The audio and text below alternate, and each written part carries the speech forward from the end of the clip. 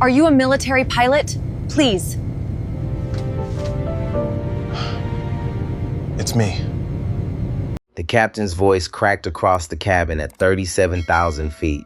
If there is anyone on board with military flight experience, identify yourself immediately. No music after that. No ice clinking in plastic cups. No soft conversations. Only silence. The kind of silence that makes strangers look at each other like witnesses. Atlantic World Flight 482 had been flying over the North Atlantic for almost 5 hours overnight route, New York to London. Mostly business travelers, retired couples, a few families trying to sleep through turbulence beneath dim blue cabin lights. Then the aircraft dropped. Not hard enough to throw people from seats. Hard enough to wake every instinct the human body hides beneath routine. A glass shattered somewhere near row 14. A baby started screaming, and in seat 8 Alpha, Nathan Walker slowly opened his eyes.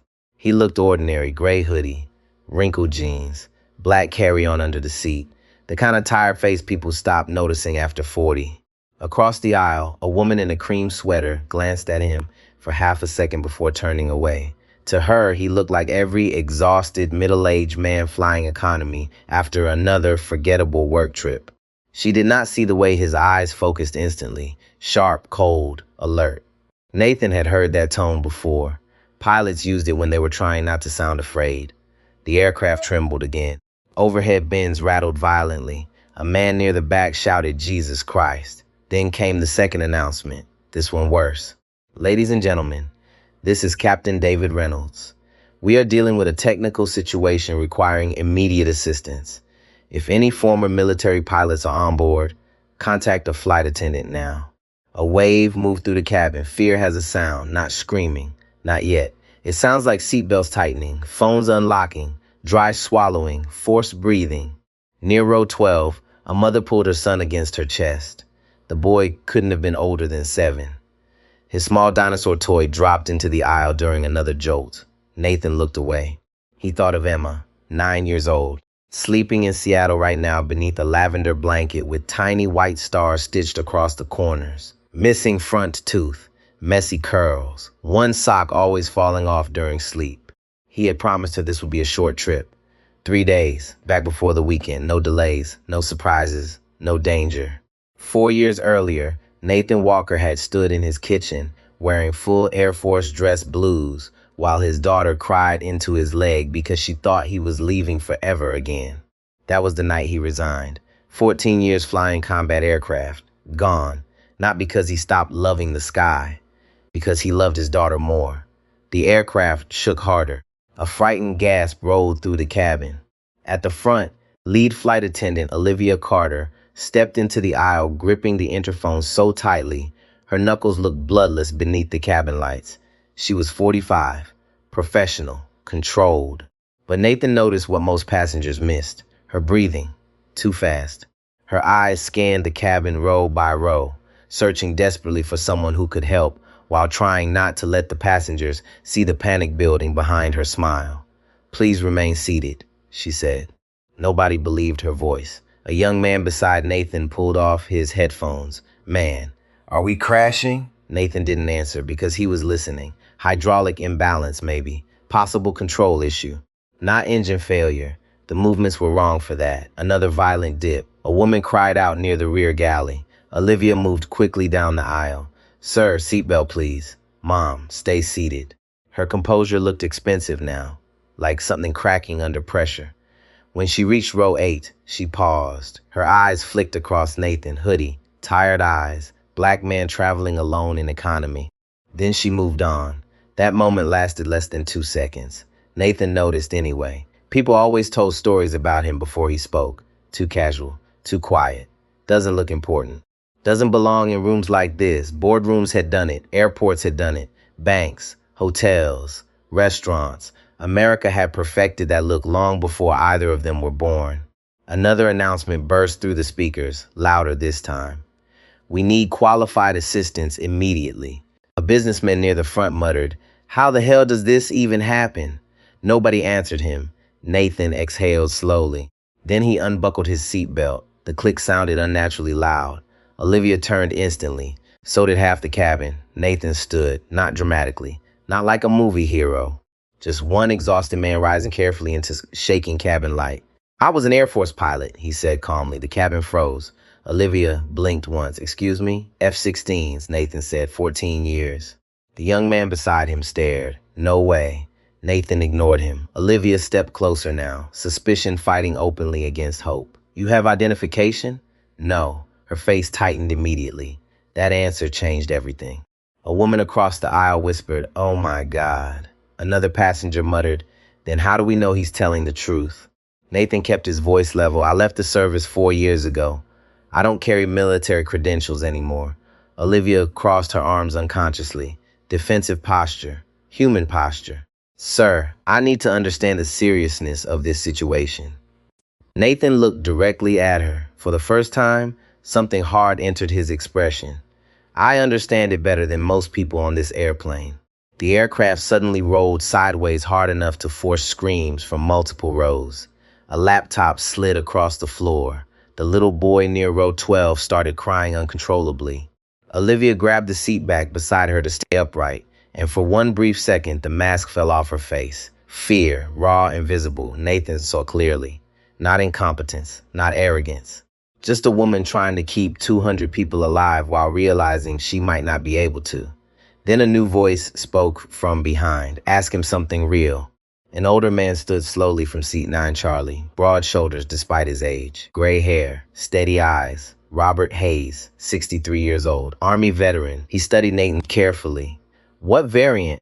"Block 50 mostly," Nathan answered immediately. "How many flight hours?" Just over 2,200. Robert nodded slightly. "Hydraulic failure during manual control. What matters first?" Nathan answered without hesitation. "Stabilize attitude, small corrections. Don't chase the aircraft, preserve lift. Keep speed above stall margin. Survive the next 5 seconds first." Robert stared at him. The cabin waited. Then the old veteran looked at Olivia. He's real. Silence hit harder than the turbulence. Olivia looked back at Nathan differently now. Not trust yet. Something more uncomfortable. The realization that she almost dismissed the only person on board who might save all of them because he did not look like the answer. Nathan saw the guilt flicker across her face. But before either of them could speak again, the aircraft dropped violently through another pocket of air.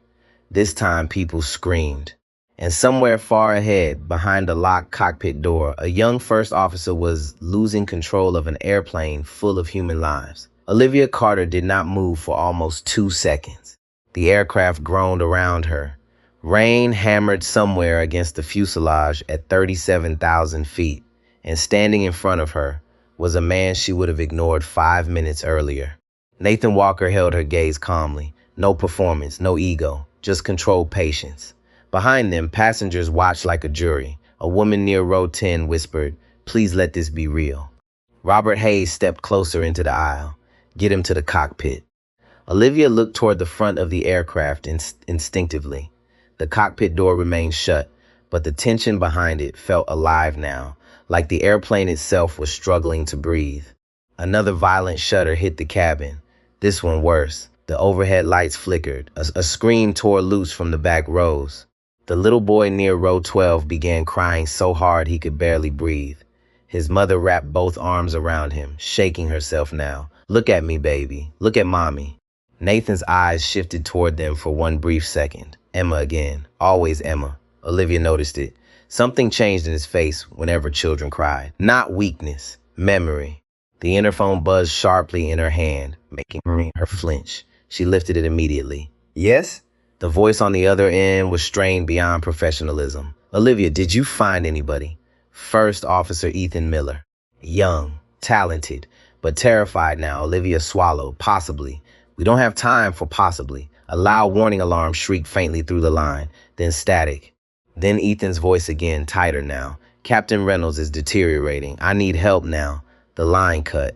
Olivia looked back at Nathan. The cabin waited with her. "What exactly happened up there?" Nathan asked quietly. She hesitated. Crew protocol mattered. Security mattered. Federal aviation rules mattered. But fear changes the hierarchy of human priorities. "Captain may have suffered a stroke," she admitted. "Flight controls are becoming unstable." Nathan's expression hardened instantly. Not panic. Calculation. What aircraft? 787. How long since the first hydraulic warning? Olivia blinked. About 20 minutes, maybe. Nathan nodded once to himself, thinking already. Robert Hayes studied him carefully.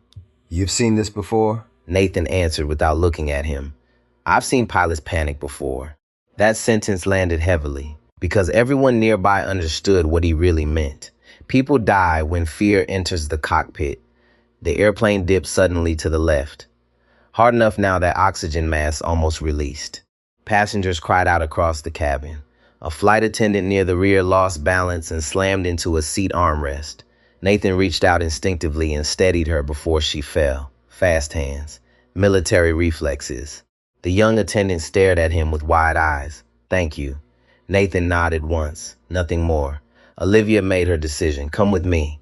The cabin parted as Nathan moved forward behind her. People stared openly now. The businessman who had doubted him lowered his eyes first. The woman in the cream sweater looked ashamed. The young man from 8 Bravo followed close behind Nathan. Sir? Nathan stopped briefly. I'm sorry, the young man said quietly. I judged you. Nathan looked at him for one long second. Then he answered softly, almost tired. Most people do. No anger. That made it worse. As they moved toward the front, the atmosphere inside the aircraft changed completely. Fear was no longer private. It had become communal. A woman prayed openly near row 4. Someone whispered goodbye into a phone recording. Another passenger argued with a flight attendant about using cellular service over the Atlantic. Human beings trying desperately to control something. Anything. Olivia stopped at the cockpit door and entered the emergency code with trembling fingers. Nathan noticed. You're doing fine, he told her quietly. She almost laughed at that, not because it was funny, because nobody had asked how she was doing. Not one passenger, not one crew member. For the last 20 minutes, she had simply become the face everyone else expected to stay calm. The lock clicked, the cockpit door opened, and chaos spilled out. Warning alarms, harsh red lights flashing across instrument panels, the smell of overheated electronics, and fear, real fear. Captain David Reynolds sat slumped slightly left in his seat, breathing unevenly. One side of his face drooped visibly now. Sweat covered his forehead beneath silver hair. A woman in her late 30s knelt beside him with a medical kit open across the cockpit floor. She looked up immediately. Please tell me that's the pilot. Nathan stepped inside. No, he answered calmly. Former pilot. The woman exhaled anyway. Relief did not care about technicalities anymore. I'm Dr. Rachel Monroe, she said quickly. Possible stroke. He's conscious but losing motor control. First Officer Ethan Miller turned sharply in his seat. 32 years old. White shirt soaked through with sweat. Hands locked around the controls too tightly. Eyes bloodshot. He looked at Nathan once and immediately frowned. This was not what he expected. Not the hoodie, not the tired face, not the quiet voice. You're military? Ethan asked. Air Force. What aircraft? F-16s. Ethan looked back at the instruments immediately. Great. Fighter pilot. Nathan heard it. The doubt. Not disrespect exactly. Just fear looking for certainty and not finding it in the package expected. The aircraft lurched violently again. Ethan overcorrected instinctively. Nathan saw it immediately. Easy. Ethan snapped back, defensive already. I know. No, Nate said calmly. You're fighting the airplane. That hit harder than shouting. Ethan's jaw tightened. The cockpit fell quiet except for alarms and rain static against the windshield. Nathan stepped closer now, scanning instruments quickly. Hydraulic pressure unstable. Autopilot disconnected. Control lag increasing. The aircraft was still flying, but barely, like a heavyweight boxer remaining upright through instinct alone. How much authority are you losing? Nathan asked. Ethan swallowed hard. Roll response delayed. Pitch getting heavy. When did you last trim? 30 seconds ago. Too aggressive? Ethan hesitated. That hesitation answered everything. Nathan leaned closer to the instrument panel. You're over-controlling because you're scared. Ethan looked at him sharply. You think? Yes, silence again. Cold, tight, but Nathan's voice never became cruel. Because he remembered exactly what it felt like to be young in a cockpit with people's lives sitting behind him. Fear was not failure. Panic was. Dr. Rachel Monroe glanced between them. Can this plane land? Nobody answered immediately. Even Captain Reynolds seemed to strain toward the silence. Nathan finally spoke. Yes. Not confidence, not false reassurance. Just truth spoken carefully. Yes, if we stop making emotional inputs. Ethan looked at him again now, really looked. Not the hoodie, not the skin color, not economy class seat 8 alpha. He looked at the man, the composure, the breathing, the stillness inside chaos. And slowly, something shifted behind Ethan Miller's eyes. Respect beginning. Outside the cockpit windows, darkness stretched endlessly over the Atlantic Ocean.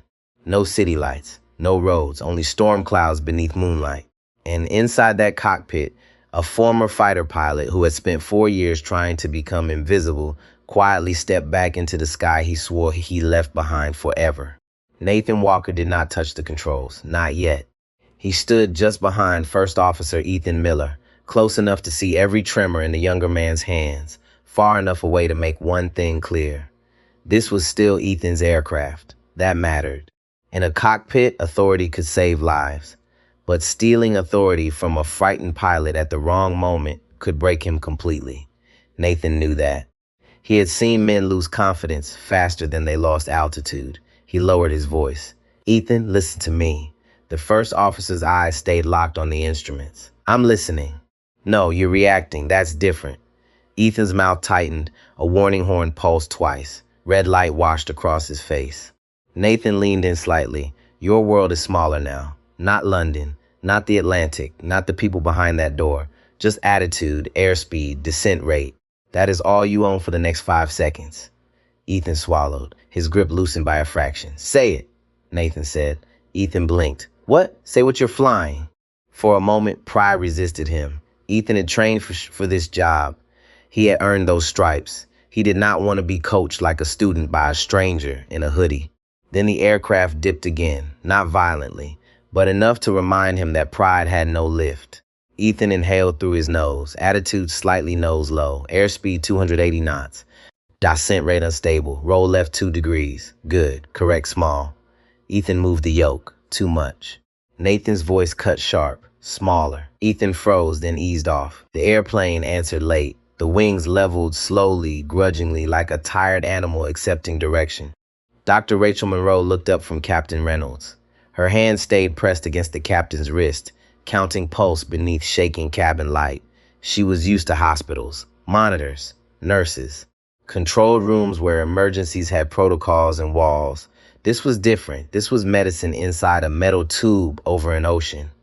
He's still conscious, she said, but his speech is worsening. Captain Reynolds tried to move his right hand. It twitched against the armrest. His eyes burned with humiliation. Nathan saw it. A captain still alive inside a body that had stopped obeying him. He stepped closer, careful not to block Ethan's view. Captain Reynolds, Nathan said, calm and direct. You did the right thing asking for help. The captain's eyes shifted toward him, furious, wet, grateful, all at once. A broken sound came from his throat. Nathan nodded once as if he understood every word. Then he turned back to Ethan. Who have you declared with? Shannon Control. They're nearest with emergency support. We're west of Ireland. Fuel? Enough. Souls on board? Ethan hesitated. Passengers 195. Crew 10. Olivia, still standing near the cockpit door, closed her eyes for half a second. Numbers never stayed numbers once spoken aloud. They became birthdays, wedding rings, grandchildren, veterans, widows. Little boys holding plastic dinosaurs, a girl in Seattle asleep under a lavender blanket. The radio crackled. Atlantic World 482, Shannon Control. Confirm you are able to descend to flight level 240. Ethan reached for the mic, but his hand slipped. Nathan did not grab it. He simply said, breathe first. Ethan took one breath. It came in broken again. The second was steadier. Ethan keyed the mic. Shannon Control, Atlantic World 482. We have pilot incapacitation and degraded hydraulics. We can begin a shallow descent. Request priority vectors. A pause. Then a controller's voice came back, calm with an Irish accent, soft enough to feel unreal.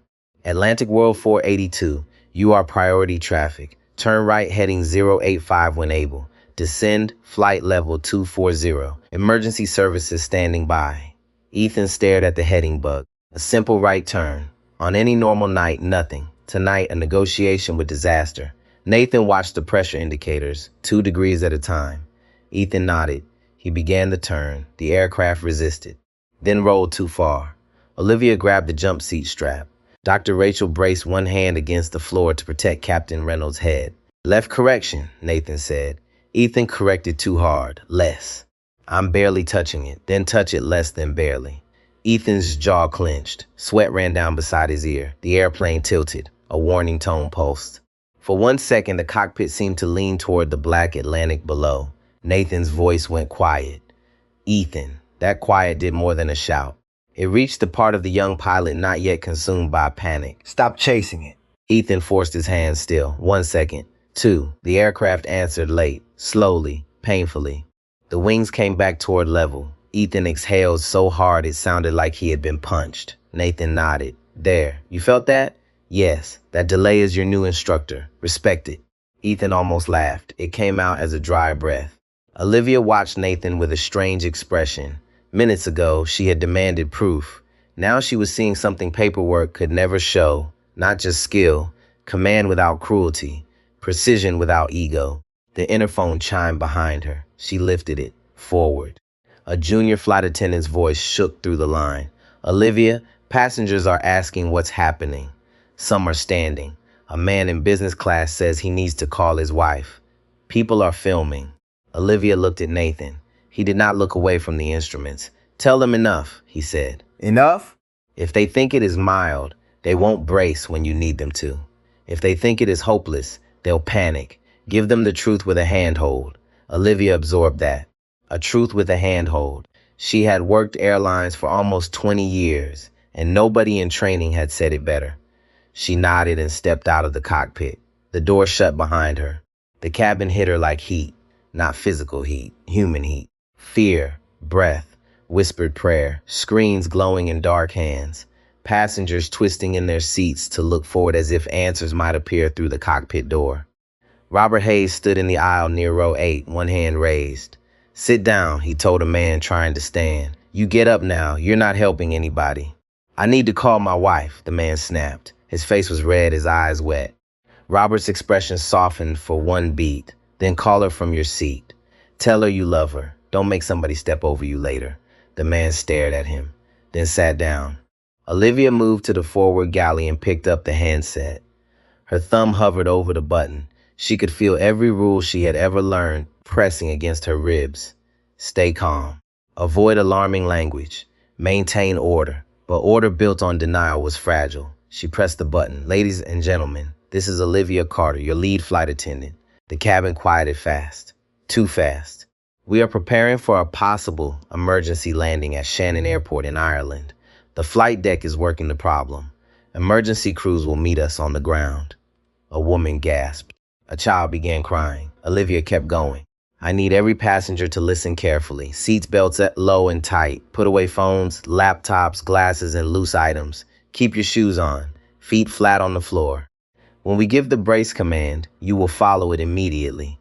A silver-haired man in first class shouted, "Are we going to crash?" The word hit the cabin like a slap. Olivia turned toward him. He wore a cashmere sweater and the angry fear of someone who had spent a lifetime believing money could negotiate with danger. "We are going to land," she said. "That is not what I asked." "No," Olivia said, sharper now. "But it is the answer you need." The man went silent. Near row 12, the little boy with the dinosaur sobbed into his mother's blouse. "Mom, I don't want to die." His mother pressed her lips to his hair. Her face was pale, but her voice stayed gentle. "You listen to me, Lucas. Your job is to squeeze my hand. That's all. You squeeze until I tell you to stop." Olivia saw the lie. Not a cruel lie, a loving one. The kind parents build with shaking hands when the world begins to fall apart. Back in the cockpit, Nathan watched the descent settle into something barely controlled. Ethan's breathing was better now. Still fast, but no longer wild. "Shannon wants us lower," Ethan said. "We'll give them lower slowly. Hydraulic system 3 is fluctuating." Nathan looked at the gauge. The needle trembled near the edge of bad news. Dr. Rachel's voice came from the floor. His pulse is irregular. Captain Reynolds' eyes moved toward Nathan again. The captain could not speak, but shame filled the space where words should have been. Nathan stepped closer. You are still the captains, he said quietly. But right now your job is to live. Captain Reynolds blinked once. A tear slipped down his temple. The aircraft suddenly dropped. Hard. The cockpit fell with it. Ethan grabbed the yoke. Sink rate. I see it, Nathan snapped. Add thrust. A breath, not a shove. Ethan moved the throttles. Too much. Back. Back. Ethan pulled slightly. The engines deepened, then steadied. The aircraft caught itself, barely. Everyone in the cockpit felt the same truth. They were no longer flying a healthy airplane. They were persuading a wounded one not to quit. The first glimpse of Ireland came through broken cloud and rain. Not land. Not yet. Just a faint gray shape beneath the storm, appearing and vanishing through the windshield like a promise the night might still take back. Ethan Miller saw it first. Lights, he whispered. Nathan leaned forward, eyes narrowing. Runway or city? I don't know. Then don't fly toward hope. Fly the instruments. Ethan's mouth tightened, but he nodded. That was the hardest discipline in aviation. Ignore what your terrified heart wanted. Trust the numbers. Trust the training. Trust the calmest voice in the room. The radio crackled. Atlantic World 482. Shannon control. Continue descent. Turn left heading 070. You are number one. All other traffic is holding. Number one. It should have sounded reassuring. It did not. It meant the world had cleared a path because everyone understood this aircraft might not make it. Ethan glanced at Nathan. Left turn puts us into the crosswind. I know. She may not hold it. She doesn't need to hold it pretty. She needs to hold it enough. Ethan almost smiled, but another gust slammed the aircraft before it could reach his face.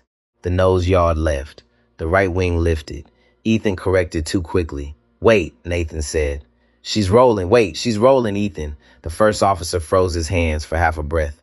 The aircraft answered late, slow and heavy, then started back toward level. Nathan pointed at the attitude indicator. There, you see that delay? Yes. That delay is life now. You move, then you wait. You don't argue with it. Behind them, Dr. Rachel Monroe pressed 2 fingers against Captain Reynolds' wrist.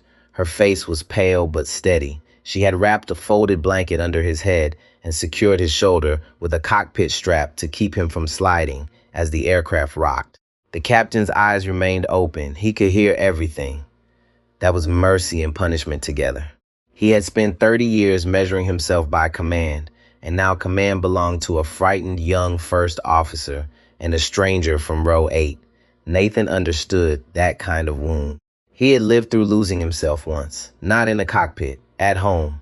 In the silence after war, when Emma would ask why he checked the locks twice, why he sat facing restaurant doors, why loud noises made his hands go still around a coffee mug. Leaving the Air Force had not healed him. It had only removed the uniform from the pain. The airplane shook again, hard. A warning chime sounded. Ethan's voice tightened. Hydraulic system 3 just dropped again. Nathan looked. The needle trembled in the wrong place. Bad, not catastrophic yet, but close enough for everyone in that cockpit to feel the temperature change. Okay, Nathan said, no big control movements from here. We manage energy, small corrections, shallow path. Ethan nodded quickly, too quickly. Nathan saw panic trying to climb back into him. Look at me. Ethan did not move. Look at me. The younger pilot turned. His eyes were wet now, though he would have hated anyone noticing. Nathan's voice stayed low. You are not saving everyone at once. You are flying the next 5 seconds. That is still the rule. Ethan breathed in, then out. Next 5 seconds, he said. Again. Next 5 seconds. Good. In the cabin, Olivia Carter moved down the aisle with a flashlight in one hand and her fear locked behind her teeth. Seatbelt tighter, Mom. Lower across your hips. Sir, put the laptop away now. Not after you finish the email now. A man in a navy blazer clutched his phone. I need to text my daughter. Olivia crouched beside him. You can tell her you love her. Then you put it away. His hand trembled. She's getting married next month. For 1 second, Olivia's face softened. Then make sure the message is worth reading. He stared at her, then typed slowly. I love you. Always have, always will. He placed the phone beneath the seat. Farther back, Robert Hayes helped the mother from row 12 tighten the belt across her son's lap. The boy's name was Lucas Turner, 7 years old, red face, wet eyes. Dinosaur pressed against his chest like a medal. Am I doing it right? Lucas asked. Robert leaned close. You're doing fine, soldier. I'm not a soldier. Tonight you are. Lucas swallowed. Do soldiers get scared? Robert's eyes flicked toward the front of the plane, toward the cockpit where another man from another war was fighting a different battle. All the time, Robert said. They just listen anyway. That answer calmed the boy more than a lie would have. Olivia heard it as she passed. It stayed with her. The truth could be frightening, but it could also hold people upright if offered with respect. At the forward galley, the younger flight attendant, Mia Lawson, was shaking so badly she could not secure a cart latch. I can't get it, Mia whispered. My hands won't stop. Olivia took both of Mia's hands in hers. Look at me, Mia did. Barely. You do not have to feel brave. You only have to act useful. Mia nodded, tears standing in her eyes. Again, Olivia said, latch, check, move. Mia turned back. This time, she got it. The aircraft dropped suddenly. The floor vanished beneath every foot. Screams exploded. Coffee lifted out of cups. A phone flew into the aisle and spun under row 6. Olivia slammed shoulder first into a seat back, bit back pain, and stayed upright. In the cockpit, Ethan shouted, sink rate. I see it, Nathan said. Add thrust. Small. Ethan advanced the throttles. The engines answered with a deep, uneven growl. The nose trembled. Hold, Nathan said. Willow, hold, Willow. Not yet. Ethan's fingers tightened. Nathan's voice sharpened. Do not pull for comfort. That sentence hit the cockpit like a commandment. Ethan held. The descent stabilized, barely. Rain streaked across the windshield now, silver lines under the landing lights. Ireland was no longer an idea. It was below them, real, cold, waiting. Shannon control returned. Atlantic World 482, wind 270 at 30, gusting 41. Runway 24, cleared to land. Emergency vehicles in position, gusting 41. Ethan did not speak. Dr. Rachel looked up. Even Captain Reynolds' eyes widened. Nathan took in the number without blinking. A crosswind like that in a wounded wide-out body was not just weather. It was a final opponent. Ethan whispered, that's above what I've ever landed in. Nathan answered immediately, then don't land in all of it. Land in 1 second of it, then the next. The runway lights emerged ahead through rain. A long white line, thin, merciless, beautiful. Nathan looked at the altimeter, then the airspeed, then the trembling hydraulic gauge. Olivia needs the brace command early, he said. Ethan's voice was hoarse. How early? Nathan watched the runway disappear behind a sheet of rain, then return again. Early enough that they stop hoping and start preparing. In the cabin, Olivia lifted the handset. Her voice filled the aircraft. Not polished now, not airline smooth, human, strong. Brace, brace, heads down, stay down. The words struck every row. Passengers folded forward, hands covered heads. Parents bent over when strangers reached for strangers. The man whose daughter was getting married pressed his forehead against the seat back and whispered, please. Robert lowered his head, one hand still gripping the seat in front of Lucas. The boy whispered, next order. His mother sobbed silently. Outside, the runway rushed toward them through rain and crosswind. Inside the cockpit, Ethan lowered the landing gear. For one terrible second, nothing happened. Then a deep mechanical thud rolled beneath the floor. 3 green lights. Ethan exhaled, gear down. Nathan's eyes stayed forward. Now we bring her home. Rain exploded across the windshield so hard it looked like the ocean itself had risen into the sky. The runway lights vanished again, then returned, then vanished. Ethan Miller's breathing became audible inside the cockpit. Fast, sharp, human. Wind's pushing us right, he said. Nathan stared through the storm. Correct small. I am correcting. You're correcting emotionally. That landed hard. Ethan almost snapped back, but the aircraft jolted violently before the words could leave his mouth. The right wing dipped. Warning alarms burst through the cockpit. Dr. Rachel grabbed Captain Reynolds' shoulder to keep him from sliding sideways. Olivia braced herself against the cockpit doorway. Nathan's voice cut through all of it. Eyes outside, feel the aircraft. Stop fighting the gusts. Another crosswind slammed the fuselage. The airplane shuddered like a train hitting broken track. Ethan's hands tightened on the controls. Nathan saw the panic rising again. Not dramatic panic, the dangerous kind, the quiet kind that narrows vision. Tunnel vision killed pilots. Nathan leaned closer. Ethan. Nothing. Ethan. The younger pilot finally looked at him. You are not landing this plane alone. 3 seconds passed. Then Ethan nodded once. That was enough. Below them, the runway stretched through rain and darkness beside the cold Irish coast. Emergency vehicles lined the pavement in flashing blue and red lights. Fire crews waited in full gear. Ambulances waited with engines running. Nobody on the ground was relaxed. Air traffic controllers had already cleared every nearby aircraft away from Shannon airspace. One wounded airplane now owned the sky. Inside the cabin, passengers stayed folded into brace position. Some prayed. Some cried silently.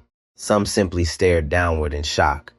Lucas Turner still clutched the plastic dinosaur against his chest with both hands. His mother whispered over and over into his hair, "Stay with me, baby. Stay with me." Robert Hayes kept one arm locked against the seat in front of him as turbulence hammered the cabin. Across the aisle, the businessman with the navy blazer suddenly began sobbing quietly. No dignity left, no image left, only fear.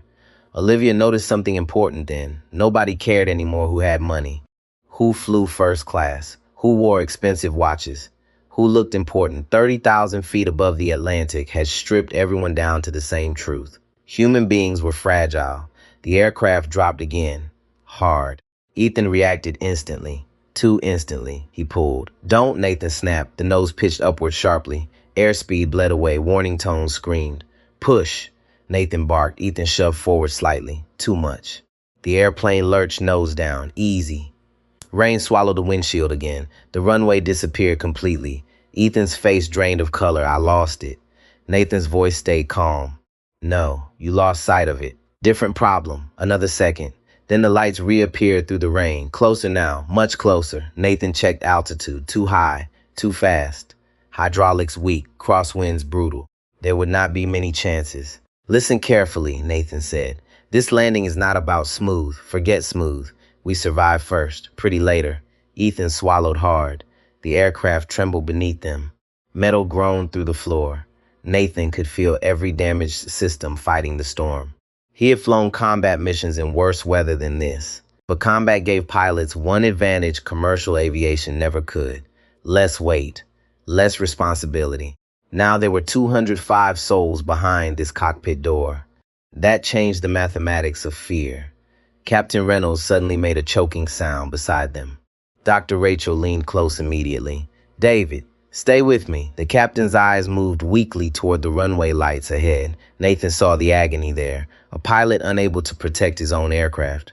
Nathan understood that pain more deeply than anyone else inside the cockpit, because years earlier, after leaving the Air Force, he had almost lost Emma the same way. Not physically, emotionally.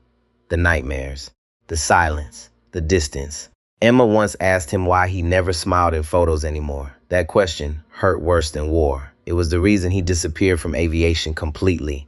No interviews, no conferences, no consulting contracts. Even though 3 major airlines had offered him executive safety positions after retirement, especially one, Atlantic World Airways. Nathan never told anyone on board tonight that he sat on the airline's safety advisory board, or that the company's CEO personally called twice a year asking him to return, or that the emergency procedures Ethan Miller was using right now partly came from Nathan's own recommendations after military transition consulting. None of that mattered here. Not yet. Right now, he was still just the man from row 8 Alpha in a gray hoodie. The airplane shook violently again. 500 feet, Ethan said. Rain hammered harder. The runway lights blurred sideways under crosswind. Nathan studied Ethan carefully now. The young pilot was close to overload. Too much information. Too much fear. Nathan lowered his voice deliberately. "Ethan, yeah? When this is over, nobody will care if the landing was ugly." Ethan stared ahead. "They will care that they went home." That sentence steadied something inside him. Because underneath every procedure and checklist, aviation was still about people waiting for each other. Wives, children, parents, the little boy holding a dinosaur in row 12, Emma asleep in Seattle. 400 feet, Ethan whispered. The aircraft drifted right again. Nathan saw it instantly. Left rudder, small, Ethan corrected, late response. The runway edge lights slid back towards centerline. Better, but unstable. The engines roared unevenly beneath the storm. Olivia secured herself into the forward jump seat now. Her hands gripped the harness so tightly, her fingers shook. Mia Lawson sat opposite her, pale and trembling. "Olivia, what? I'm scared." Olivia looked directly at her. So am I. Mia blinked. The honesty surprised her more than reassurance would have. Olivia inhaled slowly. Courage is not calm people. Courage is scared people doing their jobs anyway. Mia nodded with tears in her eyes. Brace position lights glowed red throughout the cabin now. Passengers bowed forward like a congregation waiting for judgment. Robert Hayes closed his eyes briefly, not to pray, to remember. Helicopters in desert winds, night extractions, young soldiers trying not to die. Fear always sounded the same, heavy breathing and silence. Back in the cockpit, warning tones pulsed again. Minimums, the automated voice announced. Ethan's jaw clenched. Nathan looked ahead through rain and crosswind. The runway rushed toward them now, fast, too fast. Power idle slowly, Nathan said. Ethan obeyed. The aircraft sank. A gust hit the left wing. The plane rolled sharply. Passengers screamed in the cabin. Correct, Nathan snapped. Ethan corrected. Too much. The aircraft rolled back the other direction. No, feel it. Don't fight it. I'm trying. Stop trying. Fly. That hit something deep inside Ethan. Training returned. Muscle memory. Discipline. He loosened his death grip on the controls slightly, and suddenly the airplane became smoother. Not stable, never stable, but manageable. Nathan saw it immediately. There, that's flying 300 feet. Rain, wind, runway. The whole world narrowed to light and motion, 200. The ground rushed upward now, too committed to quit, too low to rethink. Nathan's eyes stayed forward. Hold center line. Ethan breathed once. Hold it. The runway lights expanded beneath them. The aircraft crossed the threshold. The left wing dipped violently one final time. And for one terrifying second, every soul on board felt death brush past the windows. Right rudder. Hold it. Hold it. Nathan's voice stayed level, while the aircraft fought the crosswind like a wounded animal trying to stay on its feet. Ethan pushed carefully. The nose aligned. Almost. Rain exploded across the windshield again. The runway lights blurred into white streaks. 100 feet, Ethan whispered. Nobody breathed. Not in the cockpit, not in the cabin, not even the little boy in row 12. Lucas Turner had his eyes squeezed shut so tightly, tears leaked from the corners. His mother held him beneath her body as the aircraft screamed through the storm. Robert Hayes stared downward in brace position, jaw tight, waiting for impact, with the cold patience of a man who had survived too many violent nights already. Olivia Carter's fingers dug into the jump seat harness hard enough to hurt. Across from her, Mia Lawson silently mouthed the same sentence over and over. Please let us live. Please let us live. Please let us live. Back in the cockpit, the runway rushed upward through rain and wind. 50. The automated voice sounded calm, almost insulting. Nathan watched the aircraft drift left again. Crosswind, hydraulic lag, heavy controls, too much airplane, too little margin. Correct small, he said. Ethan moved the controls carefully this time. Better. The nose steadied. 40. The engines lowered toward idle. The aircraft floated briefly above the runway. Then the wind hit again. Hard. The left wing dropped sharply. Ethan reacted instinctively, too aggressively. The airplane rolled. Passengers screamed. Easy, Nathan barked. Ethan caught it. Barely. Don't fight the gust. Absorb it. 30. The runway filled the windshield now. No turning back. No second attempt likely with hydraulics deteriorating this fast. Nathan could feel it. The aircraft felt sluggish, heavy, tired, like every system on board was reaching the edge together. 20. Ethan's breathing became ragged again. Nathan looked directly at him, eyes forward. Ethan nodded once. 10. The main landing gear slammed into the runway with explosive force. The impact detonated through the cabin. Metal screamed. Overhead bins burst open. Passengers cried out. The airplane bounced back into the air for one horrifying second. Ethan instinctively pulled. No. Nathan grabbed his forearm, not the controls. His arm. Forward pressure. Let her settle. The aircraft dropped again. This time harder. The second impact shook the entire fuselage like an earthquake. Tires shrieked against wet pavement. The right wing dipped dangerously close to the runway. Warning alarms screamed. The aircraft began drifting sideways. We're sliding, Ethan shouted. Nathan's voice cut through the chaos. Rudder, small, don't stab it. The runway lights streaked past sideways through rain. Too fast, far too fast. Ethan corrected carefully. The aircraft responded late again. For one terrifying moment, nothing happened. Then slowly, painfully, the nose started coming back towards center line. Good, Nathan said immediately. Stay there. Reverse thrust roared. The engines thundered so violently the cabin floor shook beneath every passenger's feet. People screamed again as deceleration slammed them against seatbelts. Lucas cried into his mother's shoulder. The businessman in the navy blazer openly prayed now. Please, God, please, God, please, God. Olivia stayed locked into her harness, eyes forward, listening to every vibration through the floor. Flight attendants learned to hear danger. Something still sounded wrong. The aircraft was slowing, but not enough. Rainwater sprayed behind the wheels in massive white explosions. Ethan stared ahead. Brakes feel weak. Nathan checked the remaining runway lights flashing past. Distance disappearing too quickly. Hydraulics again. Pump them. Don't lock them. Ethan obeyed instantly. The airplane fishtailed slightly. Passengers shouted. Mia started crying beside Olivia. We're not stopping.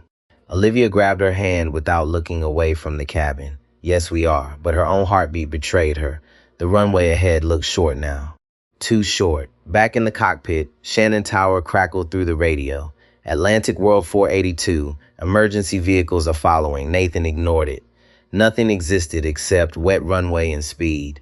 Ethan's voice shook. We're still too fast. Nathan's eyes locked ahead. Keep it straight. We're running out of runway. Keep it straight. The end lights appeared through rain ahead. Red. Getting bigger. Fast. Very fast. Inside the cabin, passengers saw them too. The psychological effect was immediate. Screams. Real screams now. The kind humans make when death becomes visible. A woman near row 15 shouted for Jesus. Someone farther back vomited. Lucas buried his face against his mother completely. Robert Hayes finally closed his eyes, not in surrender, in acceptance. Nathan saw the runway end approaching. Fast decision now. No hesitation. More reverse. Ethan pushed further. The engines roared louder. The aircraft shuddered violently, and suddenly the nose began pulling left. Hard. Ethan fought it instinctively, too hard. The airplane swerved sharply. Passengers screamed again. Relax your grip, Nathan snapped. We're veering. I know. Stop strangling the airplane. That sentence cut through Ethan's panic like cold water. His hands loosened slightly. The aircraft stabilized just enough. Enough. That was the entire night now. Not perfect. Enough. The runway end lights rushed toward him. Rain, noise, metal, fear. Then finally, the aircraft slowed. Not gracefully, not smoothly, but undeniably slowing. Nathan watched the speed bleed away. 100 knots, 90, 80. Still moving too fast, but survivable now. Ethan's eyes widened slowly as reality began catching up. We're stopping. Nathan did not answer yet. Not until the aircraft fully obeyed. 60 knots, 50, 40. The reverse thrust eased. Rain continued hammering the fuselage. Emergency vehicles surrounded them now in flashing blue and white light. Then finally, the airplane rolled to a complete stop. Silence hit the cabin harder than the landing. No movement, no voices, only rain hitting metal. Nobody trusted it yet. People stayed frozen in brace position like survivors waiting to wake from a nightmare. Then somewhere near the back, someone started crying. Not fear, relief. Another voice followed. Then another. The sound spread slowly across the aircraft, sobbing, laughing, praying, human beings returning to life. Olivia unlatched her harness carefully, almost unable to feel her hands. Mia stared at her with tears streaming down her face. We made it? Olivia looked toward the cockpit. Nathan still stood behind Ethan's seat, calm, breathing hard now for the first time all night. The storm lights flashed across his tired face. And suddenly, Olivia understood something painful. The man she almost dismissed because of a hoodie and an economy seat had just helped save 205 lives. Not loudly, not proudly, quietly. Like carrying responsibility was simply something he had been doing his entire life. In the cockpit, Ethan finally leaned back in his seat. His hands started shaking uncontrollably now that the danger had passed. Adrenaline leaving the body, Nathan knew the feeling, the delayed collapse. Ethan looked at him slowly, his voice cracked. You saved us. Nathan shook his head immediately. No, you did. No, Ethan. Nathan's voice stayed firm. You landed the airplane. The younger pilot stared at him in disbelief. Nathan placed one hand briefly on his shoulder. That matters. Don't let anybody take it from you. Behind them, Captain Reynolds suddenly began crying silently. Dr. Rachel squeezed his hand gently. Not because the captain was weak. Because men who spend their lives protecting Others break differently when they survive failing to protect them. Nathan understood that too. Outside the windows, Irish emergency crews moved through rain toward the aircraft. Inside the cabin, passengers slowly lifted their heads, alive, still alive. And in row 12, little Lucas Turner held up his dinosaur with shaking hands and whispered to his mother through tears. We followed the next order. The evacuation order never came. That surprised half the cabin. People expected chaos after a landing like that. Inflatable slides, smoke, running. But Nathan knew something most passengers did not. A damaged airplane was still safer than panic on wet pavement unless fire or structural failure demanded otherwise. And right now, despite the storm and the trauma, the aircraft was alive. Barely, but alive. Rain continued, hammering the fuselage while emergency vehicles surrounded the aircraft in flashing light. Through the windows, firefighters moved carefully along the runway, wearing reflective jackets soaked by Irish wind. Inside the cabin, nobody seemed sure how to behave anymore. Some passengers cried openly. Some laughed from shock. Others just stared ahead in silence, trying to reconnect their minds to the fact that they still existed. Olivia Carter walked slowly through the aisle, checking passengers one row at a time. Anybody injured? Stay seated for now. Medical crews are coming on board. Her voice sounded different now. Softer, less polished, more human. Near row 15, the businessman in the navy blazer grabbed her wrist gently as she passed. I was rude to you earlier. Olivia looked down at him. His eyes were red. He looked smaller somehow. Fear had stripped the executive posture out of him. You were scared, she answered quietly. So were you. Olivia held his gaze for a moment, then nodded once. Yes.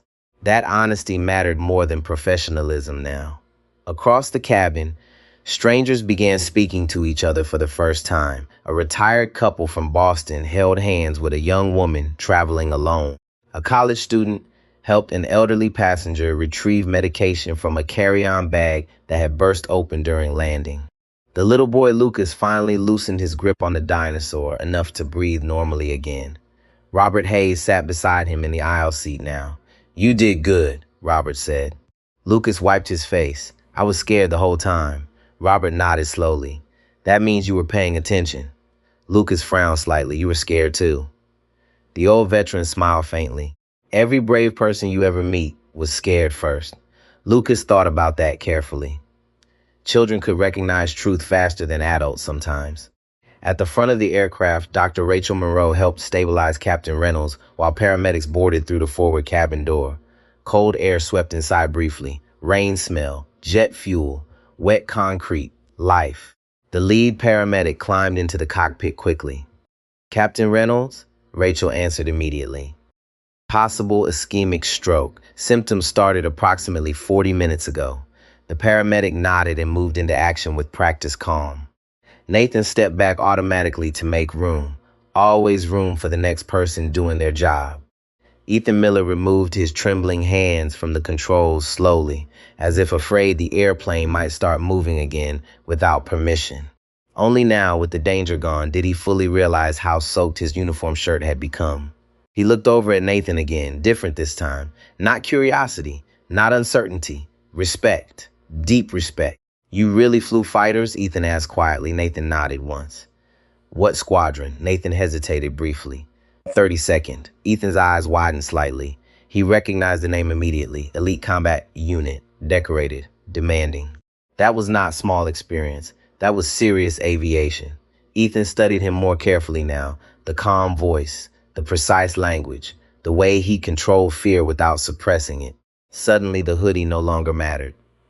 You could taken the controls from me, Ethan said. Nathan leaned back against the cockpit wall. Exhaustion was finally beginning to show in his face now. But I didn't. Why? Nathan looked toward the cabin windows streaked with rain. Because if you survived this by hiding behind somebody else, you'd never trust yourself again. Ethan stared at him. That answer hit harder than praise. Nathan continued quietly. Aviation already has enough pilots pretending not to be afraid. What it needs are pilots who know fear and still stay useful. Ethan lowered his eyes for a second, then nodded slowly. Outside the cockpit, Olivia overheard part of the conversation while speaking with airport personnel. Useful. That word stayed with her. Not heroic, not fearless, useful. Maybe that was what adulthood really became during crisis. Not dramatic courage, just usefulness under pressure. The lead airport operations officer boarded moments later, wearing a reflective waterproof jacket. Who assisted in the cockpit? He asked. Ethan immediately pointed toward Nathan. He did. Several crew members turned toward him at once. For the first time all night, the attention felt direct, open, unavoidable. The operations officer approached Nathan with professional urgency. Sir, we need your name for the incident report. Nathan Walker. The man froze for a fraction of a second. Tiny reaction. Most people missed it. Nathan did not. Neither did Olivia. You okay? Ethan asked the officer. The man blinked quickly. Yes, sorry. But his eyes returned to Nathan again. Longer this time. Recognition. Nathan saw it happen. And so did Olivia. The officer cleared his throat awkwardly. Nathan Walker from Seattle? Nathan answered carefully. Yes. Another pause. Then the officer extended his hand immediately. Sir, I attended your aviation safety conference in Chicago 2 years ago. Silence quietly through the nearby crew. Ethan frowned. Conference? The officer nodded quickly, almost embarrassed by his own surprise. You don't know who he is? Nobody answered, because nobody did. Not fully. The officer looked between them in disbelief. This man helped redesign post-trauma cockpit response protocols after the Denver crash hearings. Ethan stared at Nathan. Olivia's expression changed completely. The operations officer kept talking now, unaware he was detonating an entirely different kind of shockwave. Half the emergency stabilization procedures commercial airlines use now came from his advisory work. Nathan's face hardened slightly. That's enough. But the damage was done. Ethan looked stunned. You wrote some of these procedures? Nathan exhaled quietly. Parts of them. The younger pilot leaned back in his seat like the floor had shifted again beneath him. All night long, he had assumed Nathan was simply an experienced former military pilot. Not this. Not someone whose work already existed inside airline training systems across the country. Olivia suddenly remembered the way Nathan had spoken earlier. Truth with a handhold. Do not pull for comfort. You are flying the next 5 seconds. None of it sounded improvised now. It sounded taught, refined, lived. The operations officer lowered his voice respectfully. Sir, Atlantic World executives are already requesting direct communication with you. Nathan's expression cooled instantly. No, the officer hesitated. Sir? Passengers first. That answer silenced everyone again. Because power usually rushed toward visibility. Nathan moved away from it. He stepped out of the cockpit and into the cabin slowly. The passengers noticed immediately, one by one. Conversation stopped. The man in the navy blazer stood first, then the retired couple, then others. Soon nearly the entire cabin was looking at him. Nathan seemed uncomfortable with it. He shoved both hands into the pockets of his gray hoodie like he wanted invisibility back. Lucas Turner suddenly spoke from row 12. That's the airplane hero. Several passengers smiled through tears. Nathan walked toward the boy carefully. Not dramatic, not cinematic, just tired. Lucas held up the dinosaur. We followed the next order. Nathan crouched beside him.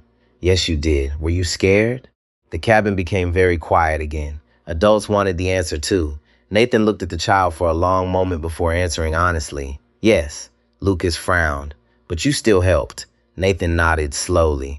That's usually how helping works. The boy absorbed that silently. His mother started crying again beside him. Not from fear this time. Relief. Gratitude. The understanding that her son would remember this night forever. And maybe remember something else too. That courage was not loud. Sometimes it looked like a tired man in an old gray hoodie teaching frightened people how to survive 5 seconds at a time. The first passenger stepped off the aircraft 23 minutes after touchdown. It was not a dramatic exit. No running. No screaming. Just an old woman in a wool cardigan gripping the arm of a firefighter as rain blew sideways across the mobile stairs. Her husband followed behind her, one hand pressed against his chest, the other holding nothing. No suitcase, no coat, no passport folder, just his wife. That was what survived first. People, not things. Inside the aircraft, Olivia Carter stood at the forward door and counted every person who passed. One more. Watch the step. Keep moving. Medical team to the left. Family stay together. Her voice was hoarse now, still firm, still working. Mia Lawson stood beside her, calmer than before, guiding passengers with both hands. "Leave the bag, sir, please. You can replace a laptop. You cannot replace yourself."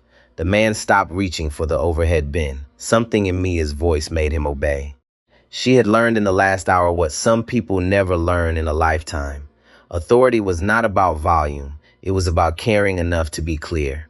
Robert Hayes helped Lucas and his mother toward the exit. The boy wore an emergency blanket around his shoulders, silver and crinkling, his dinosaur tucked beneath his chin. At the doorway, Lucas turned back. "Is Mr. Nathan coming?" His mother gently pulled him forward. "Honey, he'll come." Lucas looked unconvinced. Children knew when adults were comforting themselves too. Robert leaned down. He gave the order. "He'll follow it too." That seemed to satisfy him. Lucas stepped into the rain. At the front of the cockpit, paramedics prepared Captain David Reynolds for removal. His face had gone slack with exhaustion, but his eyes were clearer now. He tried to lift his hand when they secured him to the medical board. Dr. Rachel Monroe touched his wrist. "Save your strength, Captain." His fingers moved again. A weak protest. Nathan stood near the cockpit door watching silently. He knew that protest. A man who had always walked out under his own power did not surrender easily to being carried. Nathan stepped closer. "Captain." Reynolds' eyes shifted to him. "You got him down," Nathan said. "Now let somebody carry you." The captain's mouth trembled. No words came. Nathan lowered his voice. "Living with help is better than dying with pride." For a moment, the captain stared at him. Then his eyes closed. Not defeat. Permission. The paramedics lifted him carefully and moved him through the cockpit doorway. As he passed First Officer Ethan Miller, Ethan straightened without thinking. A small act. But Captain Reynolds saw it. His eyes flicked toward the younger pilot. Ethan whispered, "I'm sorry, sir." The captain's fingers twitched against the restraint once, then twice. Nobody knew if it meant no, or thank you, or keep flying. Maybe all three. Ethan looked away before anyone could see his face break. Nathan saw anyway. He waited until the stretcher had moved down the aisle before speaking. "You'll want to build a prison out of every second you think you got wrong." Ethan kept his eyes on the floor. "I nearly bounced us off the runway. You brought it back. I froze, then you moved once. Bitter, small. That simple? No, that true." The young pilot wiped his face with the back of one hand. Rain had not touched him yet, but he looked soaked from the inside. People are going to ask questions.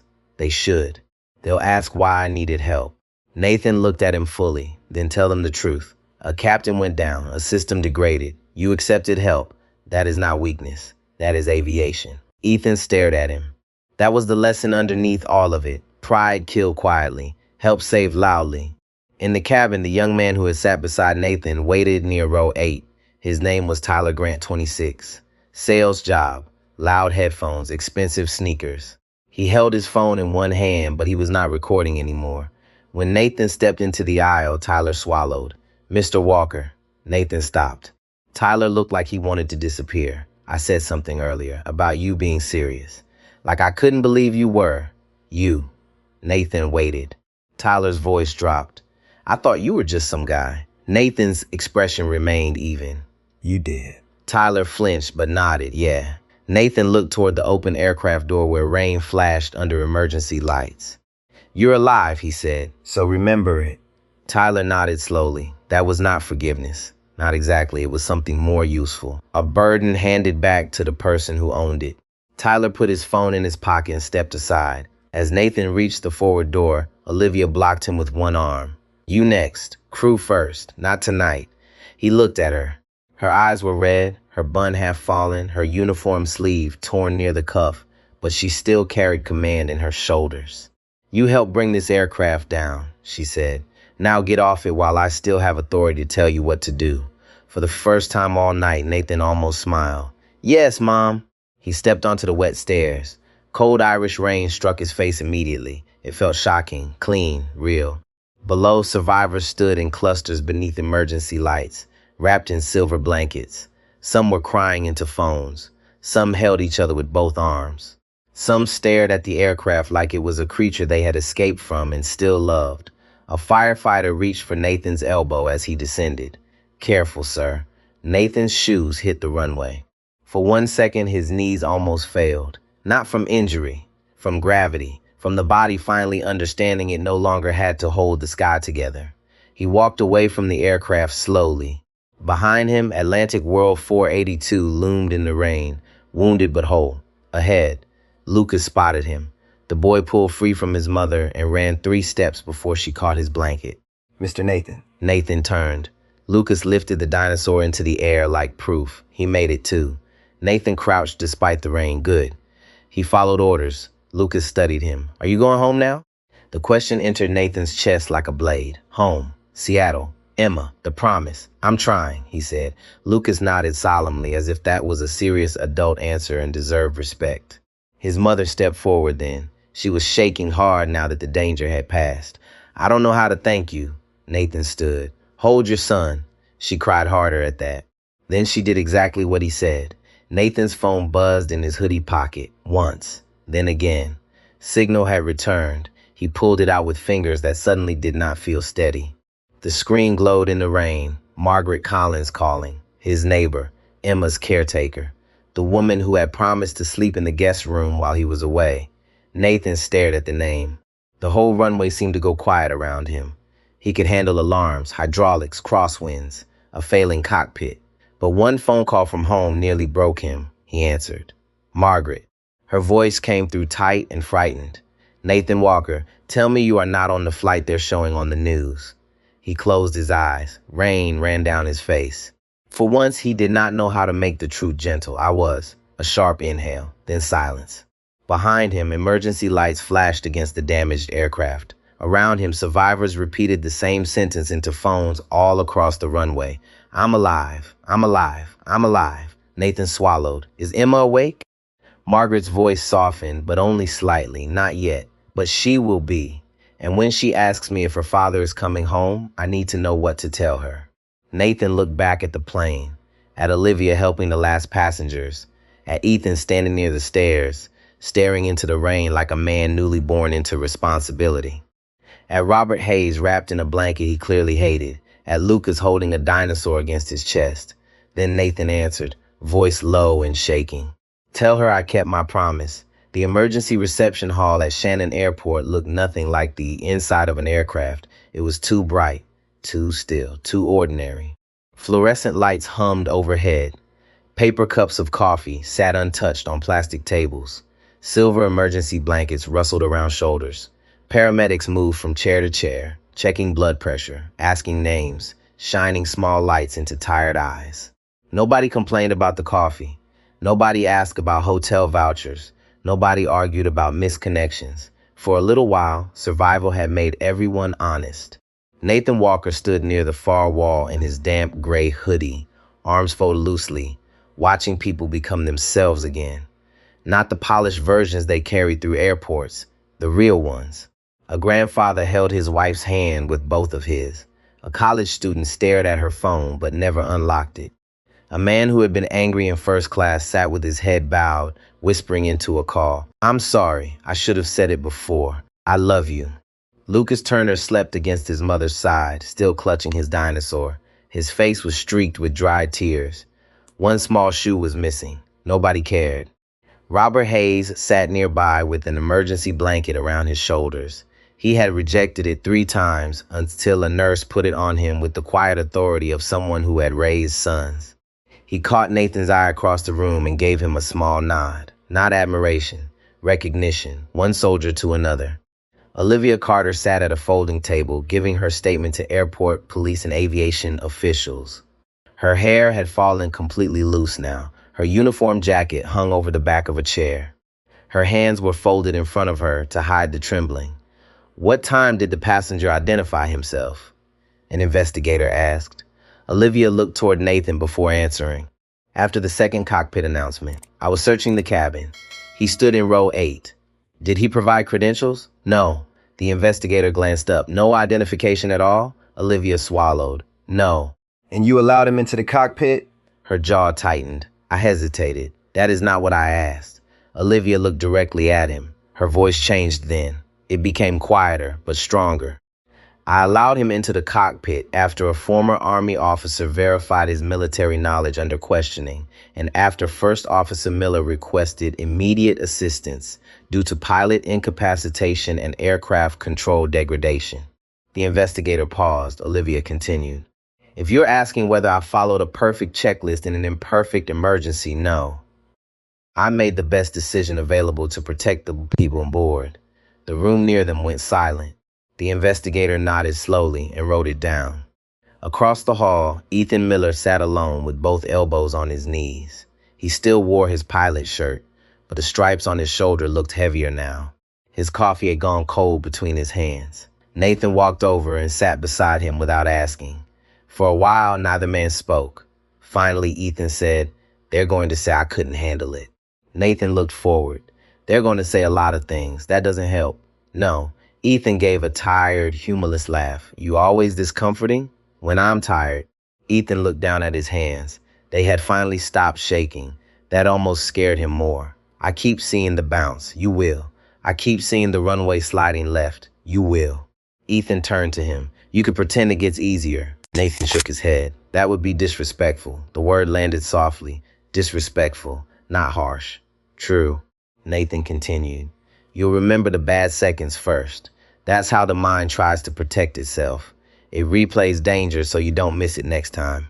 But don't let 1 second become the whole story." Ethan's eyes reddened. "What is the whole story?" Nathan looked toward the sleeping boy across the hall. The stop. Ethan followed his gaze. Lucas breathed softly under a silver blanket. "The part where everyone got to walk away," Nathan said. Ethan pressed his lips together and looked away quickly. Men like Ethan were often trained to master systems before they were taught to survive guilt. Nathan knew that.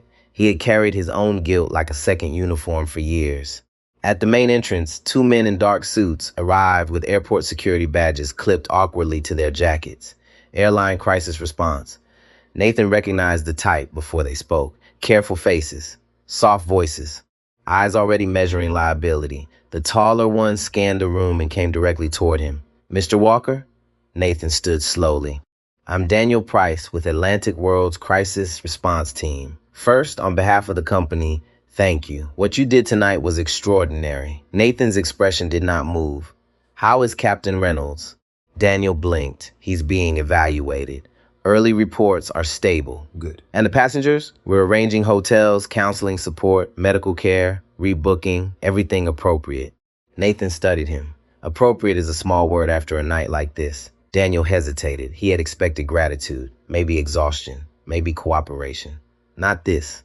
"We also want to coordinate public communication," Daniel said carefully. "Your name is already circulating." Several passengers posted videos from the runway. News outlets are calling. We need accuracy. Nathan heard the hidden meaning. Control. He had sat in enough airline boardrooms to know how public language worked after catastrophe. Accuracy could mean truth, or it could mean a safer version of truth. Before Nathan could respond, Olivia rose from her table. "He gave us a chance," she said. Everyone turned. Daniel smiled politely. "Miss Carter, we're still gathering facts." Olivia stepped closer. Her eyes were tired but clear. "Then gather this. I almost walked past him because I saw a man in a hoodie and assumed he could not be the answer. That is part of the story, too." The room fell quiet. Nathan looked at her. She did not look away. "That assumption could have cost us time," Olivia continued, "and tonight, time was life." Daniel's smile faded. Robert Hayes stood from his chair. The blanket slipped off one shoulder. "She's right," he said. "I had to prove the man was who he said he was because nobody believed him by sight." A young voice spoke next. Tyler Grant. The man from seat 8 Bravo. "I recorded some of it," he said, holding his phone but not raising it. "Not the cockpit. Before, when people doubted him." His voice shook. I doubted him too. The mother of Lucas stood next, one hand resting protectively on her son's shoulder. "My boy is alive because he stood up." The businessman in the navy blazer lifted his head. "So am I." One by one, the survivors turned toward Nathan. Not like fans, not like an audience, like witnesses. Daniel Price realized suddenly that the story was no longer his to shape. Too many people had lived it.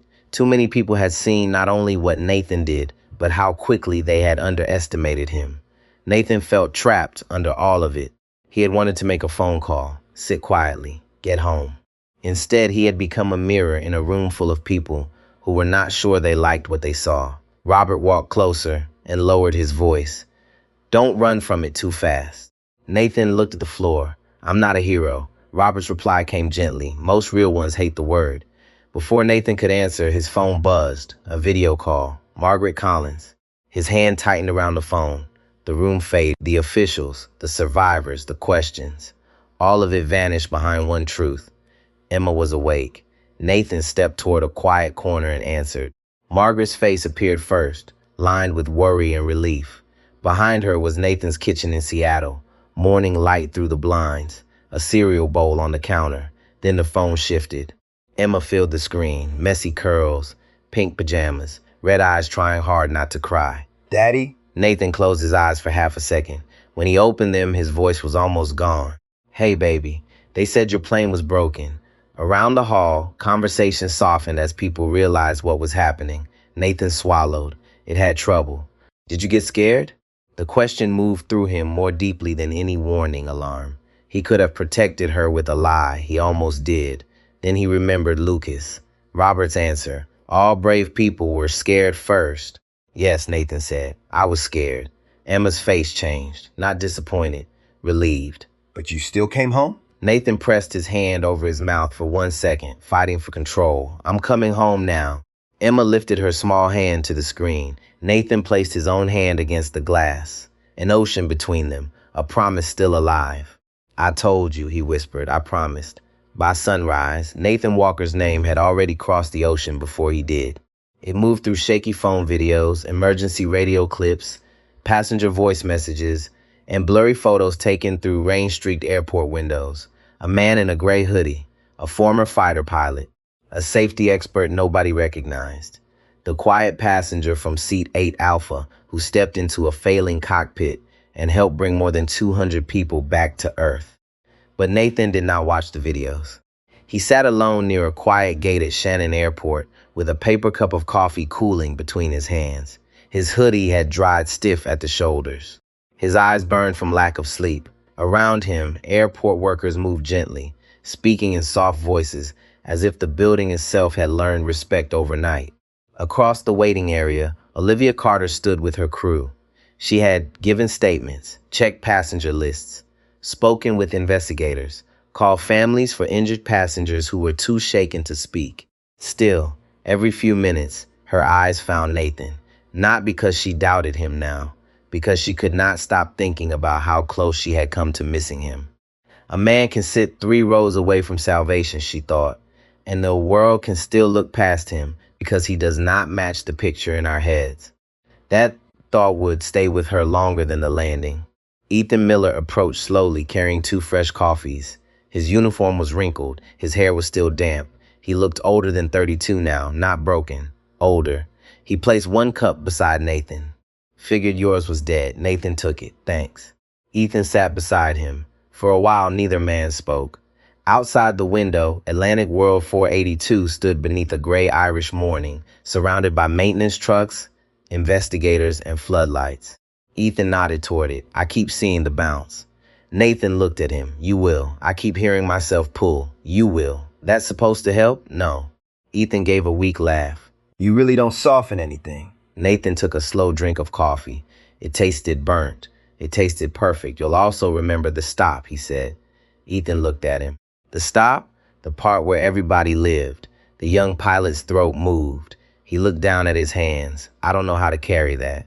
Nathan's voice slowed, 1 day at a time. And when it gets too heavy, you talk to someone before it turns into something mean inside you. Ethan did not answer. He understood without asking that Nathan was not only talking about aviation. A boarding announcement echoed through the terminal. Not theirs. Another flight. Another group of passengers walking toward the sky with neck pillows, coffee cups, rolling bags, and ordinary complaints. Life continuing. Cruel and beautiful at the same time. Then Nathan's phone lit up. Video call from Margaret Collins. His hand tightened around it. Ethan saw his face change and stood at once. I'll give you space. Nathan nodded, unable to speak. He answered. Margaret's face appeared first, lined with worry and relief. Behind her was Nathan's kitchen in Seattle. Morning light slipped through the blinds. A cereal bowl sat on the counter. One of Emma's drawings was stuck to the refrigerator with a blue magnet. Then the camera shifted. Emma filled the screen. Messy curls, pink pajamas, one braid half undone. Her eyes were red, like she had been crying but trying very hard to hide it. Daddy. That one word broke through every wall Nathan had left. Hey, baby, you were on the scary plane. He closed his eyes for half a second. Yes, Mrs. Castellanos said, you're safe. I am. Are you hurt? No, sweetheart, just tired. Emma leaned closer to the screen, studying his face the way children do when they are searching for truth adults try to hide. Did you fly the plane? Nathan looked past the phone for a moment. At Ethan standing near the window. At Olivia watching from across the terminal. At Robert Hayes giving a statement to an officer. At Lucas Turner asleep under a blanket, alive because so many frightened people had done the next right thing. I helped, Nathan said. Emma nodded slowly. She accepted that in the simple, sacred way children accept miracles when they come from someone they love. Did you get scared?